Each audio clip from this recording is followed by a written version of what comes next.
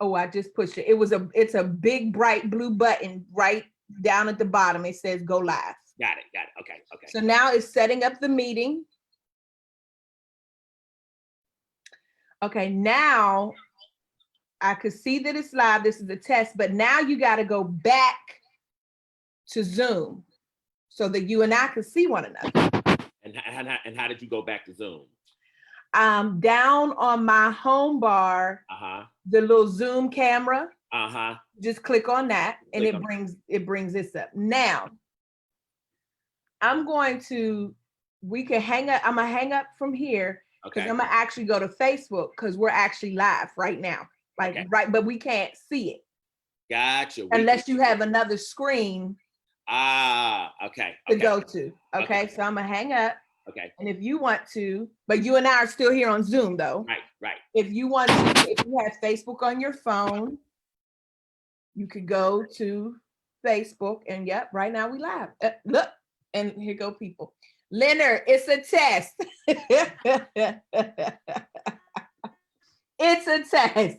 So there's 13 people on here. Now you're frozen though for me right now. Lord, what just happened? Okay, now you're not frozen anymore. Let me hear you talk, Baba. Can you hear me? I can hear you. I can hear you now. Okay. So what you're seeing now, you see us on Facebook? Yes. Okay. And I see these people.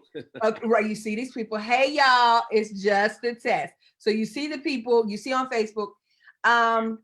So if I want to do a gallery view, do you see us side by side now? So there's a lag on, there's going to be a lag on Facebook. Like mine is idling right now. And it's probably because, oh, look at that. You see, that looks pretty. Oh, that is pretty. Now, how did you do that? On the top of your screen, there is Facebook. On top of this screen on Zoom screen. The Zoom screen we're on. Look at the top of your screen. For me, it's the top right-hand corner. You'll see speaker view. Yes. Click that. Well, I've clicked it because I'm controlling the meeting. Right. You'll click that, and that gives you your different views. Gotcha. So if it was 4 of us, there would be 4 of us showing up in the box right now. Got you. If I don't want this view and I just want me or you, so when whomever is talking, that's whose face shows up in the camera. But I like the gallery view because it has a side by side. Gotcha. Okay.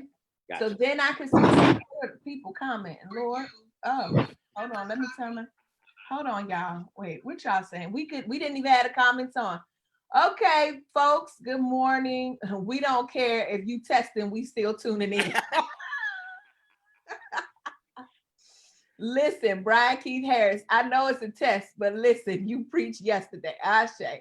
I love it. Natasha. Hey, y'all, we just test. We are really just testing, but for real though, let's give the props to where they do. Where else? Come on. Other than Elder Baba Daniel Omatosho Black, critically acclaimed. Only one.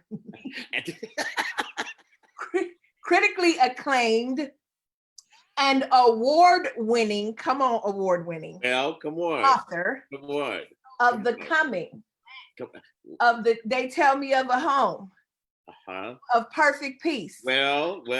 What's the first one was They Tell Me of Home. What's after They Tell Me of Home? The Sacred Place. The Sacred Place. And it's about 5 more that I'm sure I'm late on.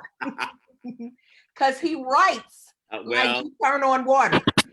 No, ma'am. The ancestors sit with this elder and he writes for us.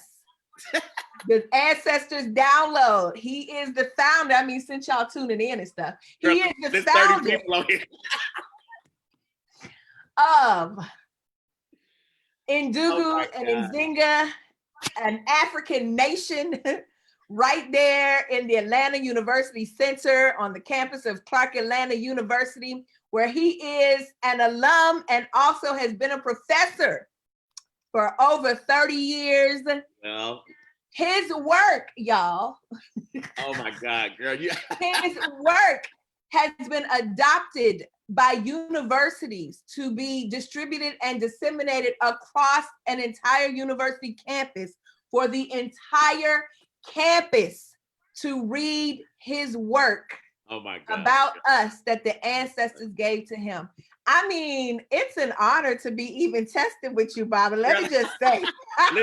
listen, it's my turn. And also on here is the founder, the conceiver of the Pink Robe Chronicles, where if you need healing, if you need deliverance, if you need salvation, if you need a word, if you need a visual ritual, hey, you better get up Sunday morning and meet the master. The one and the only, the Umi, the Reverend Melva Sampson sets the people's heart aright. If you have crooked places, come on Sunday morning and get them made straight.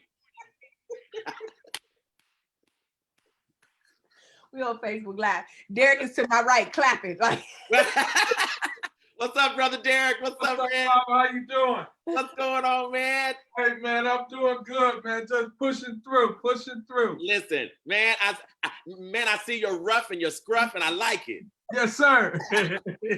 listen, y'all, Baba, first of all, I come through Baba. Let me just say this and shout out my sister friend, Dr. Maisha Handy, yes, who introduced me to Dr. Black and to the nation of Ndugu and Nzinga. And so many, I ain't even about to call names in there because I will get in trouble for sure if I just miss one name. But that community is very dear to our family's heart. Y'all have been there for us in immeasurable ways, immeasurable. You all, that community, that's the medicine. Yes, listen. Ndugu and Nzinga is the medicine. I mean, it's not theorized, it's a practice. Yes, ma'am. It is a way of life in terms of community and being present and doing the work. Yes, you know, so many people want the glory without the work. Ooh. Listen, don't even start me. They want the glory, Baba, glory, but listen, without the work. Yes, I really seriously have to literally let this go. No, really. No, really seriously. I have to let that go. Because if you think you about to have power and you didn't sweat, Melva, let's end this, girl. I got it. Thank you. Wait a minute, Bob. Look at the people. Hold on. Girl, what do these people do? Wait a minute. Netra says so many people want the glory without the work. Oh my gosh. Let me tell you something. He said, somebody said this live is going to take me out. Listen. Gail is on here.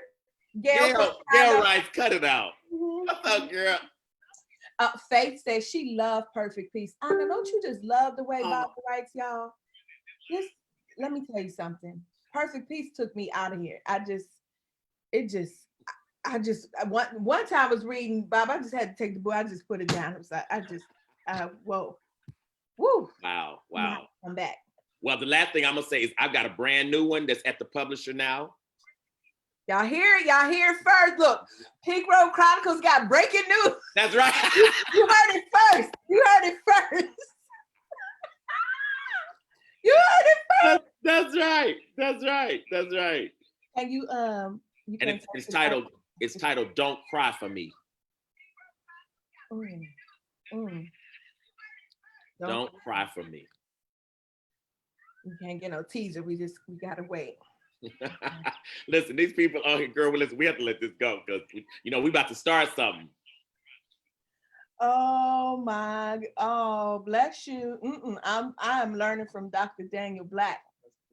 He said, don't cry for them, do the work now. Oh, Brother Derek, did you hear him? Only Black people change your titles. Wait a minute. I love this. I love Black people. Y'all, we're gonna let this go. Let me just tell you this. I just got one more thing to say about Dr. Black here. When most of you know this story, so I'm not gonna tell this story again. I'm not gonna tell it again right now, but I'm gonna tell it as much as I want to tell it because it's my testimony. But I'm not gonna tell it right now. But when we were carrying free, and Maisha she was having a blessing way for me. And I wanted a ritual for Derek, because oftentimes these things, or at least in this Western, these things that have been, I don't even know the word I want to say, but we often only focus on one part, one half of the parent bringing in life for many reasons. And so I wanted to make sure that he had a space, a ritual space, to prepare, to learn, to just be received. And Baba did that. And it was something so profound and so necessary and just so beautiful. I remember him coming home afterwards, just like, I mean, just like feeling like, I was with the brothers. I was with the brothers, and it's just beautiful. So y'all, again, I just can't say enough about the process. I can't say enough about the work of the members of Ndugu and Nzinga. I just can't say enough about it. It is true African community, and you and I'm not deifying you or lifting, you higher than humanity, howsoever. I do want to say that you've done and continue to do the work. And beyond really Ndugu and Nzinga, there are so many out here, Baba, who can say, if it wasn't for you, who can say, wow, he helped me. I remember, this to promise the last thing. I remember I was struggling with those comprehensive exams and I had to write it over. Absolutely. That's right. I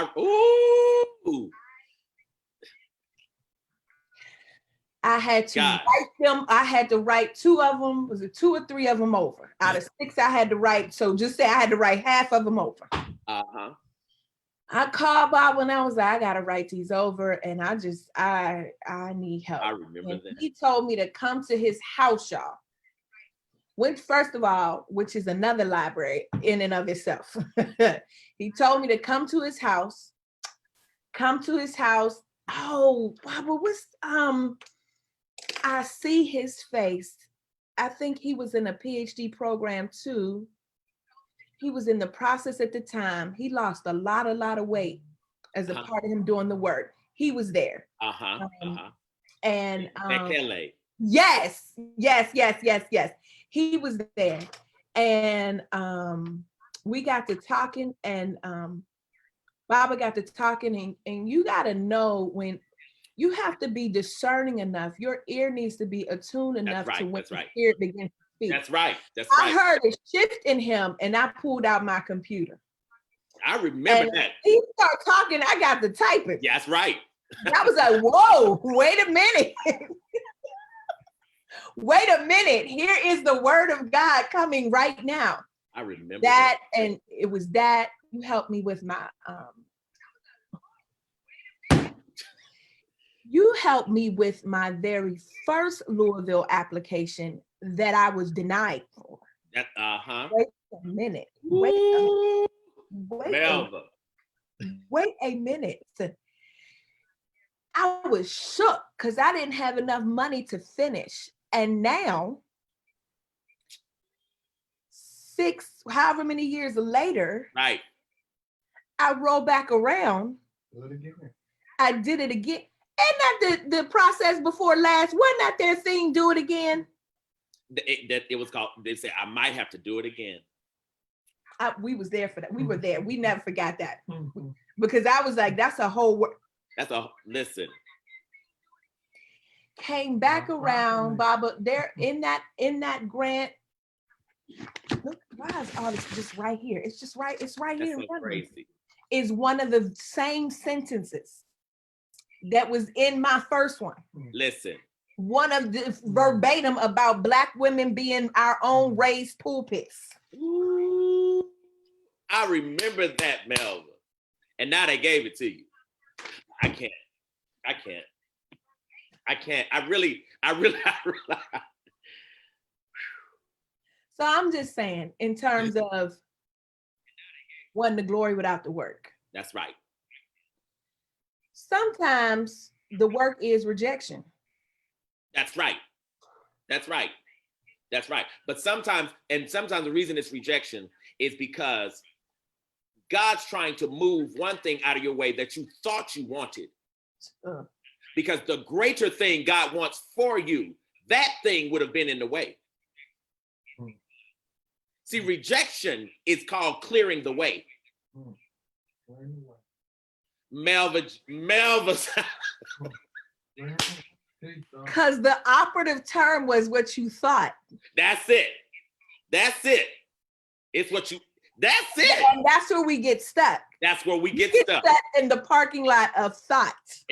That's where we get stuck, seriously. And we park right there. Park. Which brings to light that whole my ways, our ways are not your ways. That's right. We think our ashe is supposed to be get God's ashe. Dad, did you hear that? Ooh, Baba, we gotta go. Ooh, Jesus, wait a minute. Woo! Oh, that our ashe is God's ashe. No, and it's not. We're supposed to be waiting on God's ashe. We're trying to give God our ashe.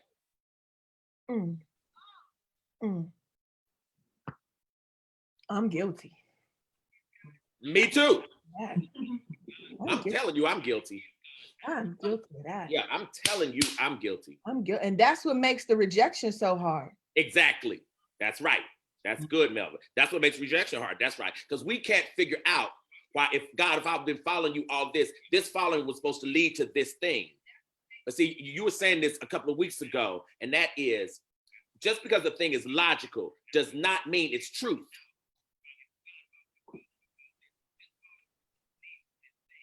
Ooh.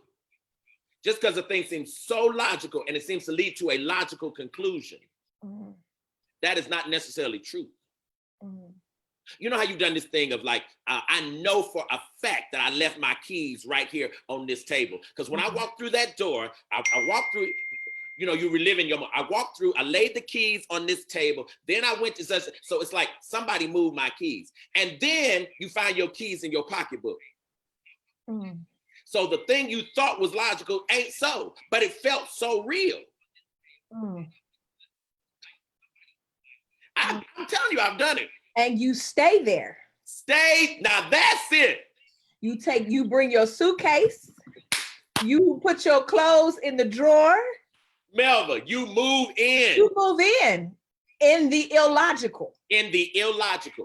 But you have made it sequentially righteous.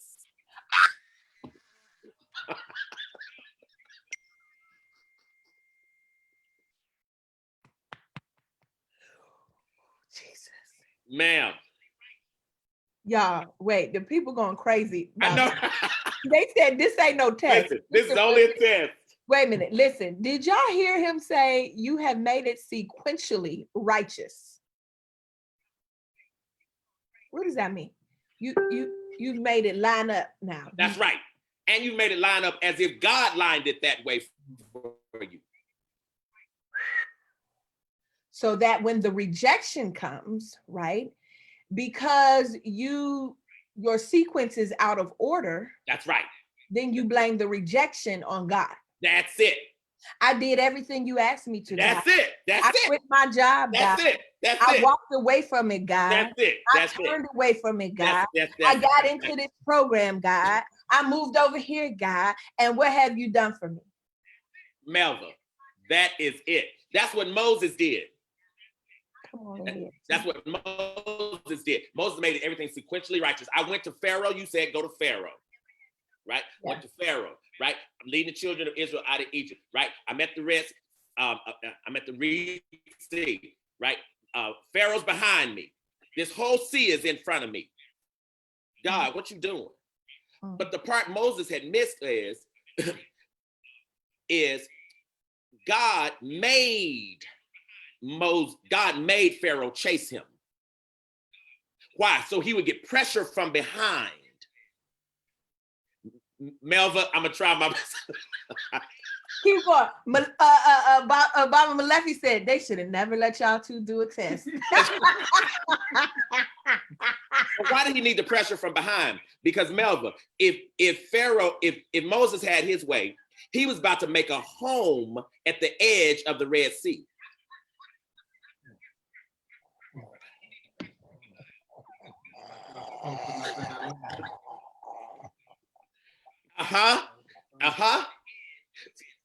Yo, did y'all hear that?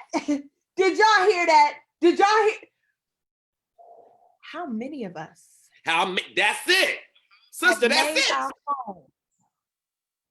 And what was only supposed to be a throughway. That's it. That's it. How many of us have paused and got stuck in a situation that was only supposed to be a walk? It was only supposed to be a throughway. And the catch is the ability to make it a throughway is right in the middle of your hand. Literally.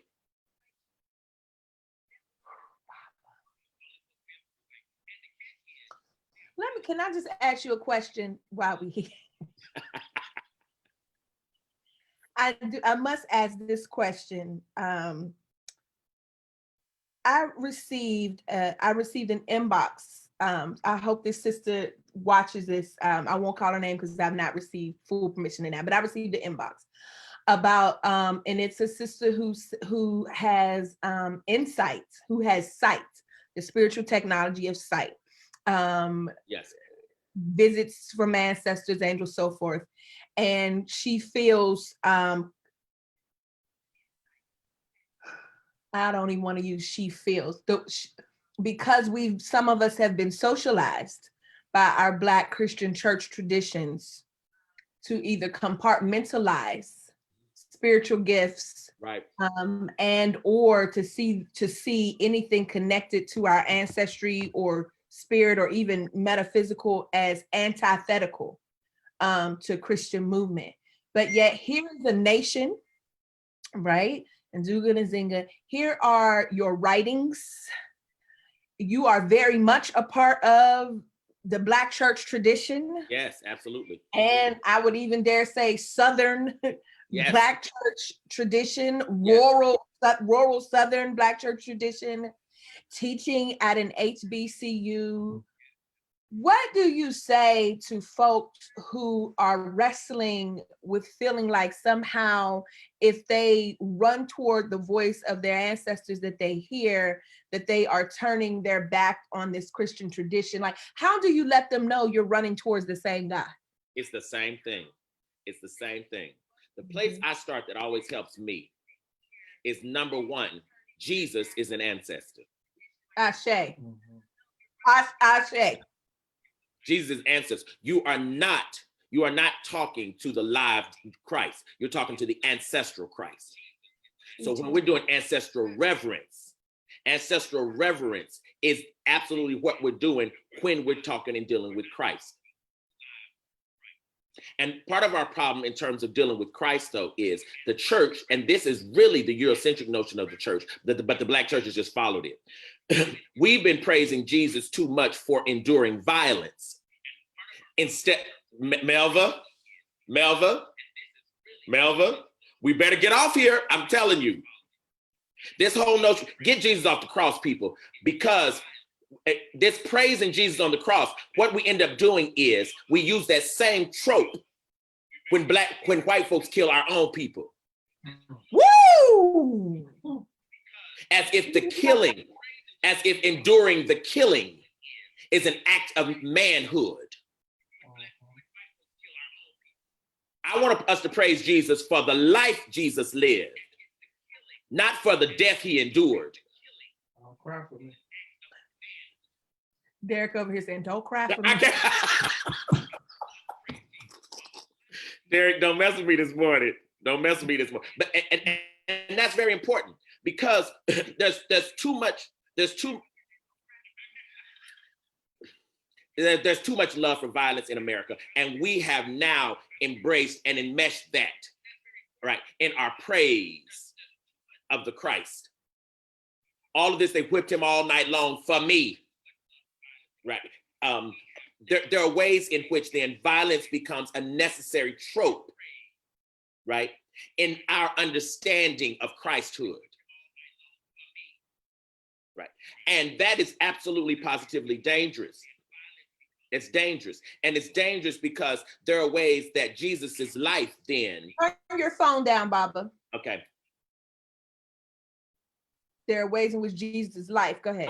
There are ways in which Jesus' life and how Jesus loved and how Jesus forgave and how Jesus healed and how Jesus turned water to wine that gets absolutely minimized.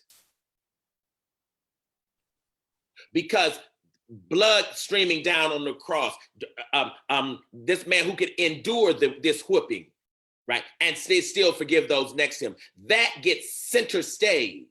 Yeah. And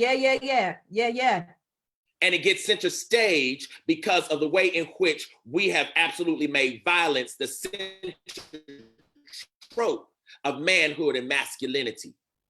And some of the need to over masculinize Christ is because, Melva, part of some of the need to over masculinize Christ is because Christ does not have signs of masculinity in other ways, like a wife, a kid, etc., so that people don't have to wrestle with a sexuality.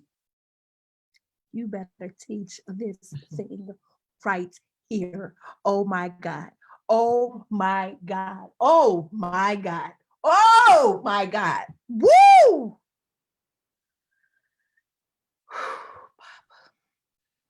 So they don't have to So I'm asking.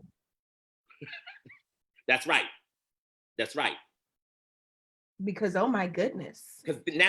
Because Christ on the cross, if you feel me, it seals Christ's heteronormativity. Yeah. Ahmad, I know you're on here. It's 54 people on here, but Ahmad, I know you're on here and I know you hear this. Seals, say it again, Bob, but seals what? It seals Christ's heteronormativity. And we can't praise him without it. Tell us what the heteronormativity is for the folk who don't know that language. It's the assurance that Jesus is not interrupted or diminished by aberrant sexual ideas or possibilities. Jesus Christ. It's the assurance that if Jesus could have had sex, it would have been with a woman. And we can't praise him without it. We cannot praise him without it. We cannot praise him without it. We cannot praise him without it. We can now. I'm gonna really go here. Most queer people can't praise him without it either. Listen, Melva. Listen. I have often said, as one who stands with my LGBT plus siblings, I have often said, what confuses me most is some hold on this same heteronormative lens. That's right. And this restrictive theology. That's right. In church spaces that they have curated for themselves to be free. Absolutely. So you took with you then that same suitcase. That's right, the same suitcase. And why? Because too many queer people cannot imagine having power and having the same power as the heteronormative in a queer form. In other words, they want the fruit of heteronormativity. In a, if you will, in a homonormative body. Listen!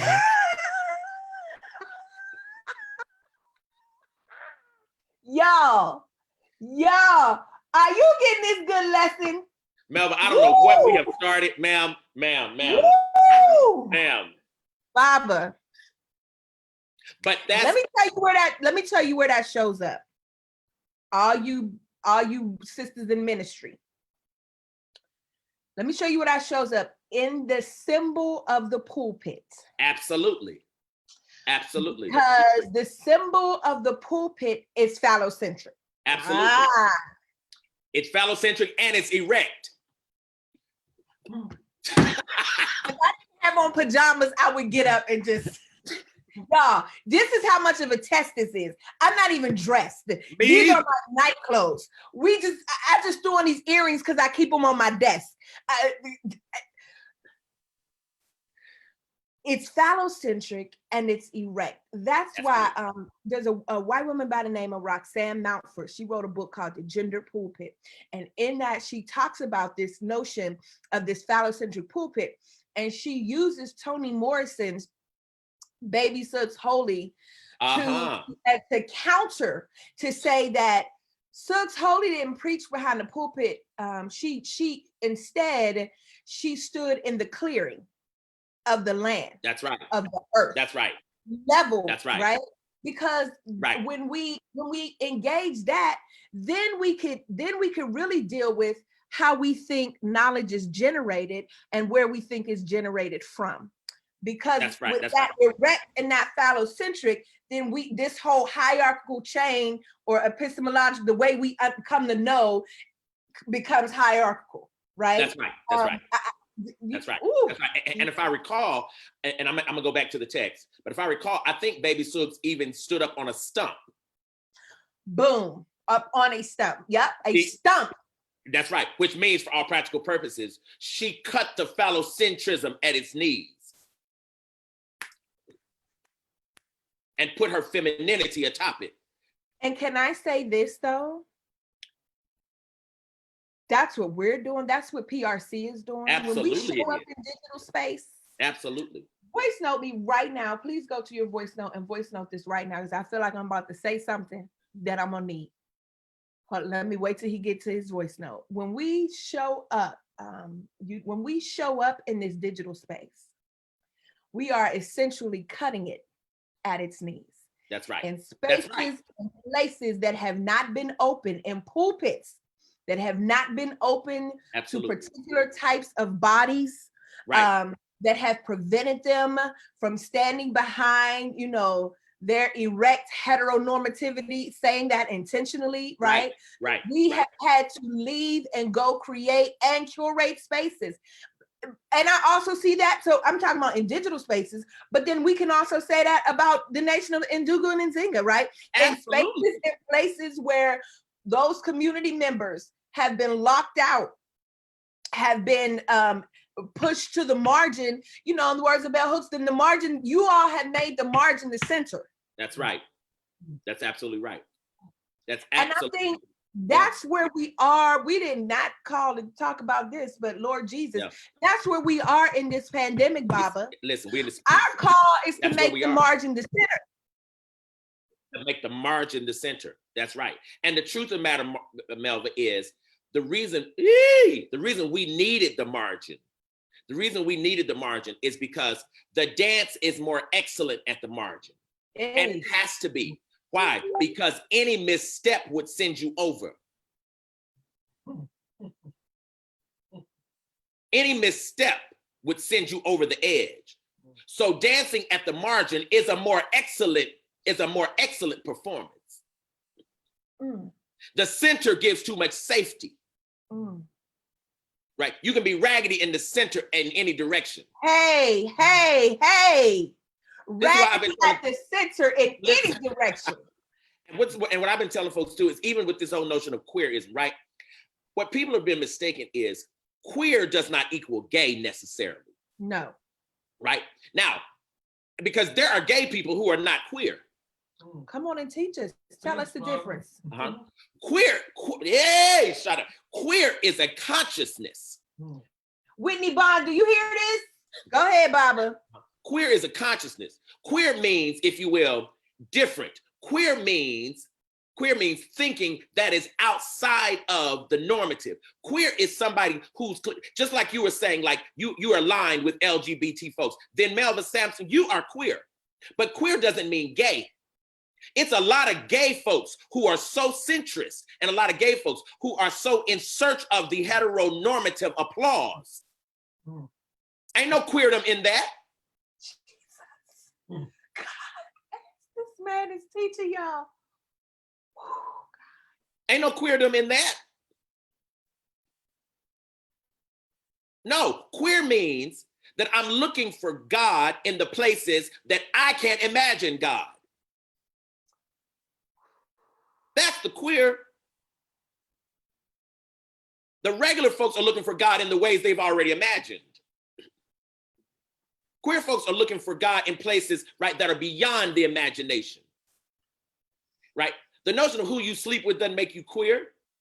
It's what you rise with that makes you queer.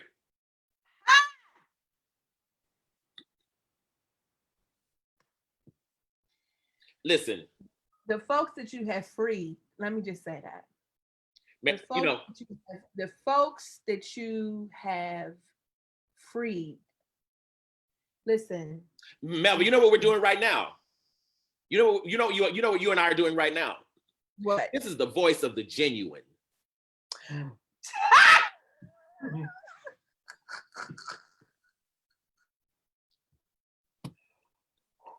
Unplanned, unstructured, unlimited, undetermined. You taught us about this yesterday. What will happen if people dare risk, if they dare allow the voice of the genuine simply to announce itself? Somebody tag Kendra Frazier on this, please. Lord Jesus. What would happen? Now, what would happen? You know, because the end part I remember was, because I will go down, what will happen is I will go down as myself and I will come up and come as you.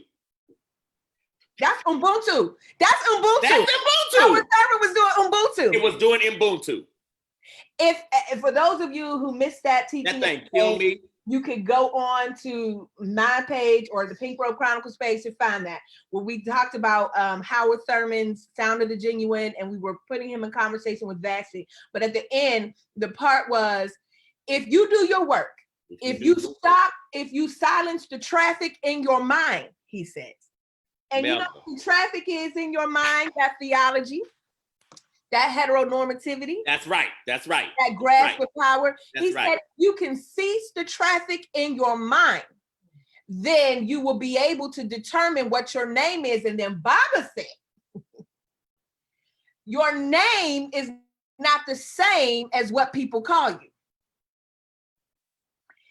Then once you then Mama E.T. Hari said, I don't know if you saw that post from 4 years ago that I reshared yesterday. I was screaming. Then Mama E.T. Hari said, in the divine purpose of calling, she said that you who are in the spirit is who you are in the flesh. My God. She said, and that's why you don't know your name, is because you don't know who you are in the spirit. That who you are in the spirit does not blend with who you are in the flesh, my God. So once we've done the work of identifying the sound of our genuine, that's it. Then Thurman says, I can be vulnerable enough around you. I can be radically exposed around you and not feel a kind of way, because I know that you're doing the work and you see me. That I will go down in my work, but I'm gonna come up in you. Let me tell you how I thought about this yesterday when you were speaking this. That thing was so good to me. I thought about like a flower, right? I thought about this as you was teaching this yesterday. When a flower blooms, right? When a flower blooms, what most people, this is exactly the sound, it's exactly what you're saying, Thomas, going down, because we plant a seed, right? Yeah. A flower comes up and blooms. But what people fail to realize is the soil, the rain, the sun, they were all in agreement. My God. So the bloom belongs to the sun too. My God, Baba. The bloom belongs to the soil too. That bloom is not the fruit of itself. That bloom is the fruit of those individual, those individual and those invisible entities who got together and agreed. Ma'am, I thought about, I'm telling you, when you just go down as myself and come up as you, that thing is heavy. That thing is heavy, man. It's heavy. Girl, you were saying something so heavy. We see a thing and we give praise to the thing itself. Most things are the result of somebody who went down. My God. And came up as another thing. So we are really, like when I look at you, what you're doing, when I look at me, right? This is really Nat Turner and Sojourner Truth in conversation. Don't cry for me. Nat Turner and Sojourner Truth in conversation. But seriously, they probably did not know about, they certainly didn't know about, Facebook and all this, but I believe Sojourner Truth and Nat Turner, I believe that they dreamed, what would their children do together for Black people in the future? My God, Baba. My God. And here we are juxtaposed doing it. Jesus. But if we're not careful, we're the bloom. Ooh, Melva. He had to lay back on the pillow. We're the bloom that the ancestors planted. The harvest we're looking for is us. It's in us. That's what Master P said. The glory is in you. It's in us. It's in us. Which is why it is so problematic. I'm talking about Black folk right now, and I'm talking about Africans, because I identify us as Africans. It's so problematic. It's 70 people on. For us to have been socialized, to have taken the witness of white missionary evangelical Christianity that has been passed down through time to charge us to separate our spirit from our bodies. Yes. I said this yesterday, so that in an attempt to save our souls, we've lost our bodies, right? And then we engage in this futile external exercise of looking beyond ourselves for the answer, looking beyond ourselves for the divinity, while ignoring this is why I love when Shange says, on the last line of, because I keep this around like it's the Bible, because it is the sacred text. Because it is the sacred text for me. Now listen, on this very, very, very last line right here, on page 63, friends, 63 for the boys and girls and siblings at home. I found God in myself, and I loved her. I loved her fiercely. If then we are the bloom and we have what we need from the seeds, we are the harvest that the ancestors planted. That's right. Then this looking beyond, we out of order. We now are out of sequential. That's right. That's right. That's right. That's right. That's absolutely we out of order. We out of order, because Nat Turner said, God told me to kill these people. Listen. Now, in other words, Nat Turner was saying, I can hear from God myself. And see, we can't deal with a God though. Let's there it is. Well, talk it out, friends. We can't deal with a God that says, kill these people. Which is why we constantly begging for validation and constantly trying to pray their oppressive nature away. Y'all on this Underground Railroad right here today. Kim Russell, get off my text. Y'all on this Underground Railroad here, but that is the Underground Railroad. Because it doesn't tell you, don't know when the train is pulling through. This was the test. So all y'all was looking for an announcement, looking for my Canva flyer, looking for us to say we gonna be here. You just gotta be ready. You just gotta be in place. That's right. You gotta know when it's, because I surely got 11 things to do today, and one of them is to write. And Baba, if I can't turn to show you my altar right now, because every time I put the camera on it, it's like this is holy place, and it'll do something. Yeah. Yeah. But just know I got up, my candles are over there lit. Aren't they lit, baby? It's 3 candles over there lit. A particular candle for someone who has invited me to pray with them, a white candle for clarity, and then another pink candle. Wow. I sat down and I started doing my work, and I was just like, oh, I need something. Like I can't go into a cold like this morning. And I texted you and said, this right here, these are the clandestine clearings, and this is why I say this space is a digital hush harbor. This is why we come to these places, we gather, and I guess our new code was, it's a test. I love that. We didn't wade in the water. We didn't see somebody here. Look, this is a test. It's a test. Ooh, Melva. This is a test. Hey! Woo! Listen, this is a test. And the catch of this test is you must have already done your study and your work. It's not a test because you arrived. That's another place people park. Ooh! They park once you got accepted. Well, they park once you got the promotion. Yeah, sister, yeah. Ma'am, push lead. They park once they got the job, Baba. Once they got the house. Once they got what they needed, what they wanted. Not often what they needed, what they wanted. But see, this is why, Talk, sister. Talk, sister. This is why another dang spirit, thank you.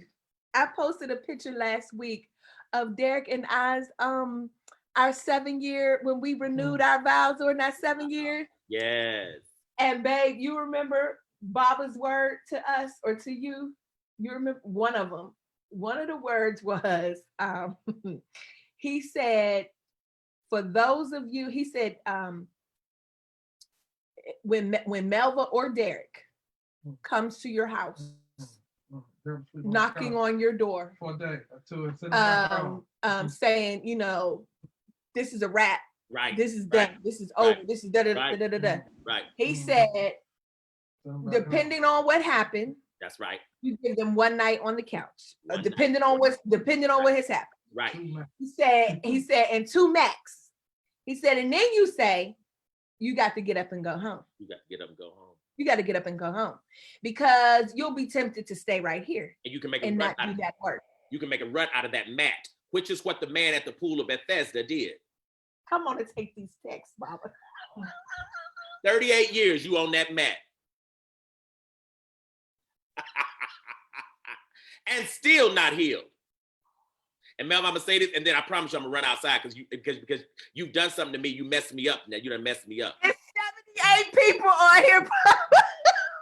And Melvin, you know what's really deep about the man in the pool of Bethesda? He got healed and never got in the water.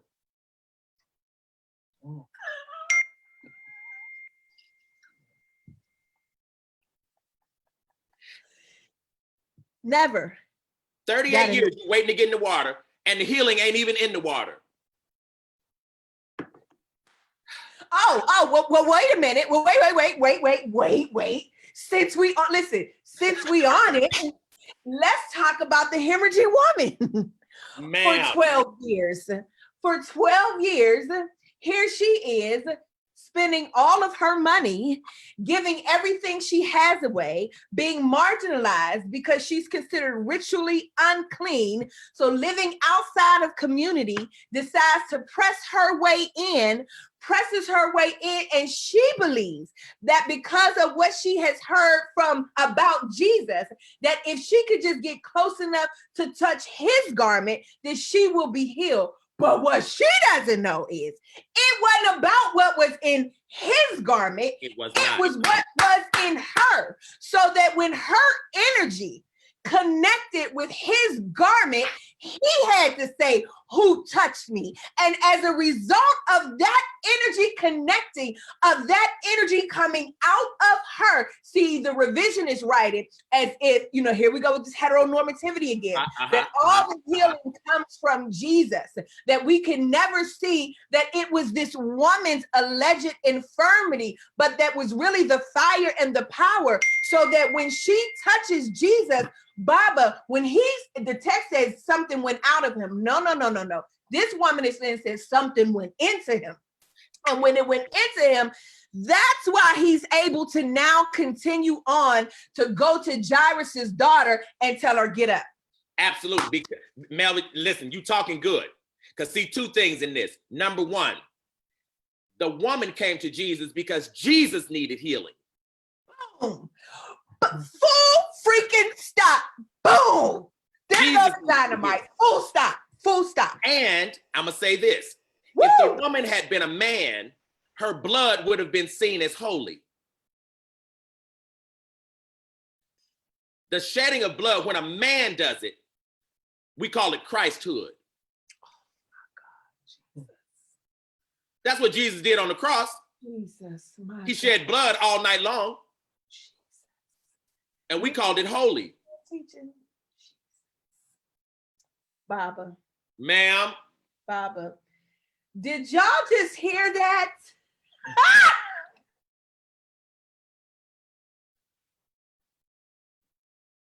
It's a metaphor. A woman can bleed her whole life and get no praise. A man can bleed one day and be the Christ.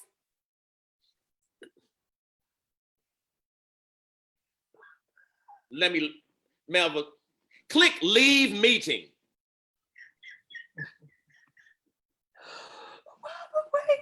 Wait. You done dropped that on the people. Hold on. The people, are y'all picking yourself? Dr. Angela Sims, Madam President. Listen, say, come on, Dr. I'm picking myself up off the floor. Listen. Seriously. Y'all Look at how we look at blood differently if it's gendered.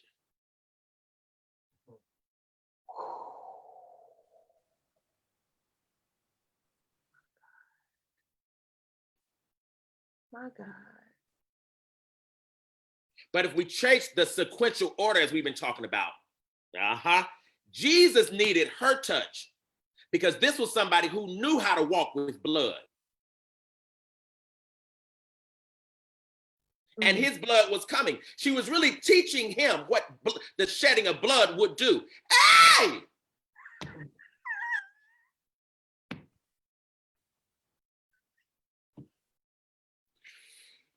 She was teaching him, oh wow, she was teaching him what the shedding of blood would do. That's right. It would make perfect sense. Come on, seed. It would make perfect sense for the next sequence in the story would be for him to be healing a child who was around 12 years old. That's right. Who had not yet begun letting blood. That's right.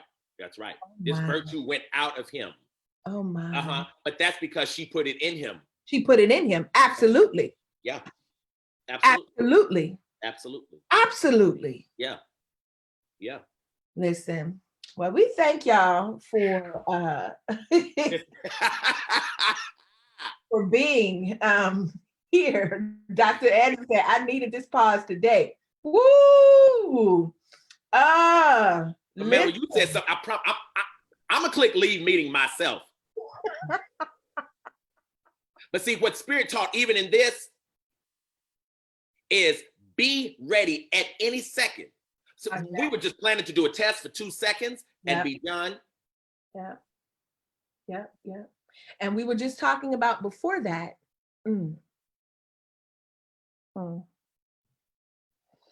were just talking about before that having a well to draw from. That's right. Right? That's right. And I think what has been so liberating for me in this moment, Baba, is because, you know, I am still healing from my PhD process, and I imagine that many are, but this is not from a person, from the process. Let me be clear, okay? Right. From the process. That's good. That's real good. From a person.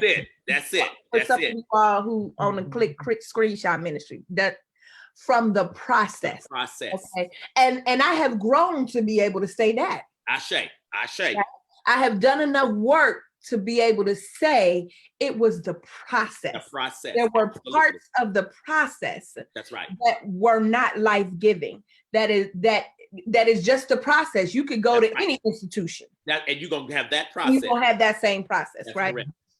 And a part of that process has been the lack of me feeling as if I could never bring my full self, or a feeling like what I wanted to focus on and talk about didn't fit within within the Western Eurocentered knowledge validation process, right? Right. And so I like that. The phrase, it was a book, is now it's a movie, Things I Lost in the Fire.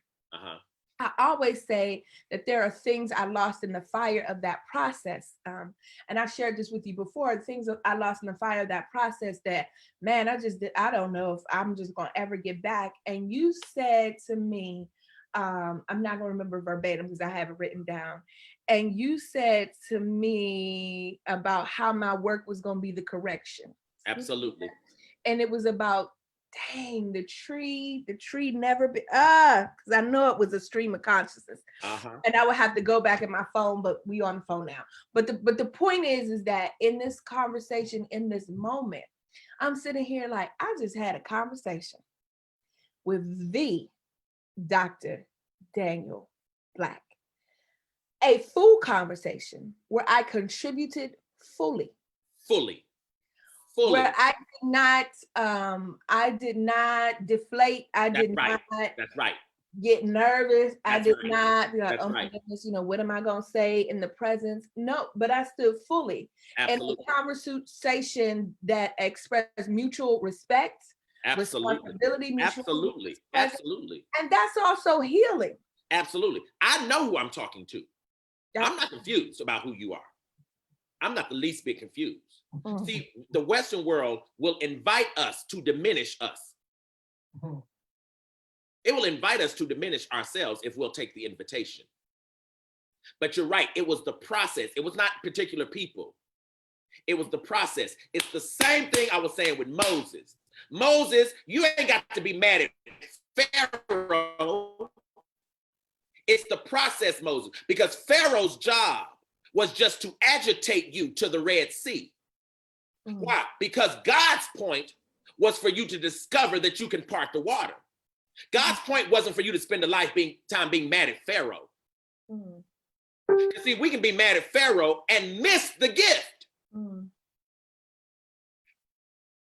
Here you are now in digital space, reconstructing people's whole theologies, literally reconstructing Black people's theology. I'm writing an essay collection right now, right? And I'm almost finished. And the irony is, I'm in the middle of an essay on the Black church, and I'm arguing that the Black church needs not just redemptive theology, but Black people need, in fact, to write our own Bible. But that's okay. That's another issue, right? That's another thing. But what I'm saying here is, what you're doing in this reconstruction of Black people's theology, we've been waiting for this since the hush harbors. The reason they were hush harbors is because people had to be quiet as we were harboring a new idea. And you're in a digital hush harbor. It's not a pulpit. You don't have to pay for a building. And the whole point of what you're doing, Melva, which is why I try my best to drag myself out of bed on Sunday mornings, right? Because there's something every time I get on people, there's something you're going to say that's so revolutionary, right? But you could not possibly have said these things. You could not possibly have done this if God did not give you experience.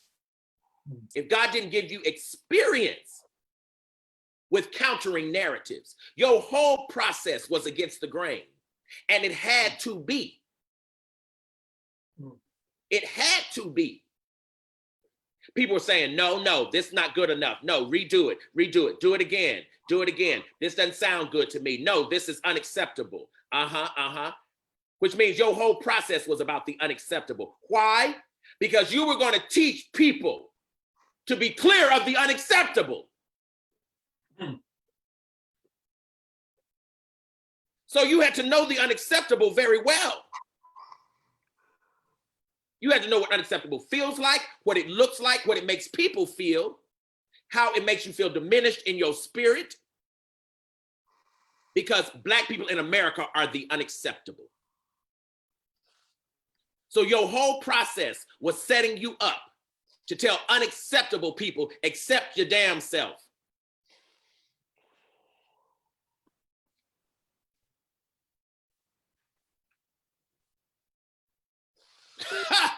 Listen,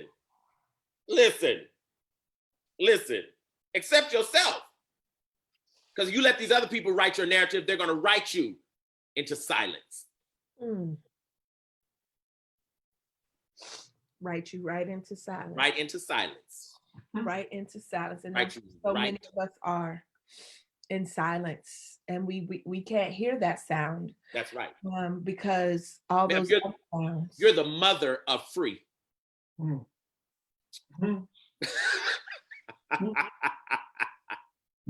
have birthed freedom and you've birthed the phoenix. Ma'am, come on now.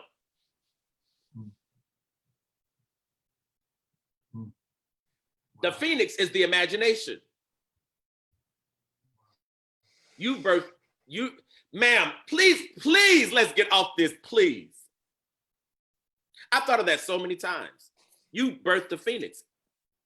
And folks told you weren't gonna birth either one of them.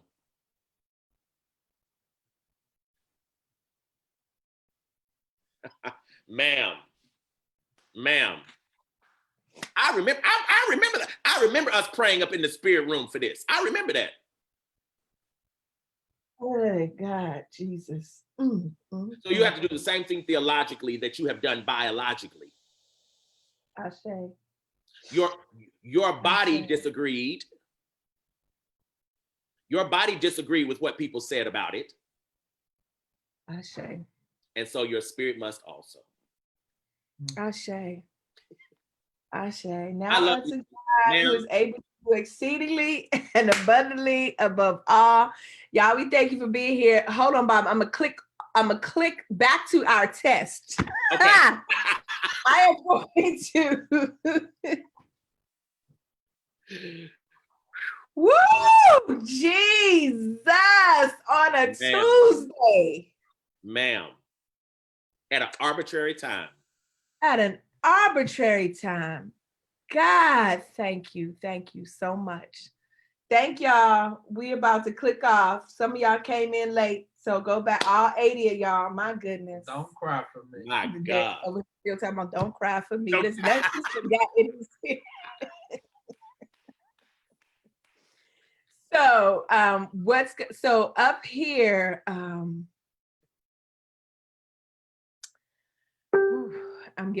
definitely getting ready to hit leave. Let me just take a breath and just acknowledge these ancestors to say thank you for coming through. Thank you for you had something to say. Clearly you had something to say. And so thank you for using Baba and I for allowing us to be portals. Hallelujah. Thank you for attuning our ear and our heart. Thank you for the experiences from which we have been able to draw. Thank you for those who gathered instantaneously, who just showed up in the harbor, who showed up in the digital hush harbor to receive. Thank you for them. And I know that I absolutely know that folks were liberated. My God. At 11 a.m. Eastern Standard Time, not at 10 a.m. Sunday in the brick and mortar. Come on. But 11 a.m. Eastern Standard Time on a digital platform. My God. Some folk were saved. And by saved, I mean some folk have been liberated from the fear of death. Doc, you something else, sister. You something else. I'm telling you. The fear of the I'm death. studying you as this digital master. I'm studying you. I'm happy about it. I'm happy about it. Listen, the fear of death that they knew that they either have already experienced in their faith community. Yes, yes, yes. Or knew and know is imminent. So now that you're saved, come on here, Holy Ghost. God Almighty. The question that we ended with yesterday on PRC, I again raise to those of you, do you have the courage to act on what you heard? Wow. Do you have the courage to act on what you've heard? You have heard. We can repeat this if we wanted to. That's number one. You have witnessed and you have heard an outpouring of spirit and ancestral calling that is so deep, that is so, I mean, my toes are tingling. I'm just, I just literally heard, because y'all in the wheel. We're in the wheel. I can't say no more than that, but just to say, man, Baba, God, for your time. For your time. Oh, it's precious. Ma'am, you're teaching me, ma'am, and I receive it, and I'm happy about it. You have literally taught me how to spread my wings. That's what this whole thing was for. That was the point. But you said a deep thing that I'll never forget. We could have a moment like this because the well was already full before the thirst. Leave meeting. Click it, click it, click it. Bye, y'all. Hold on. I'm doing it right now.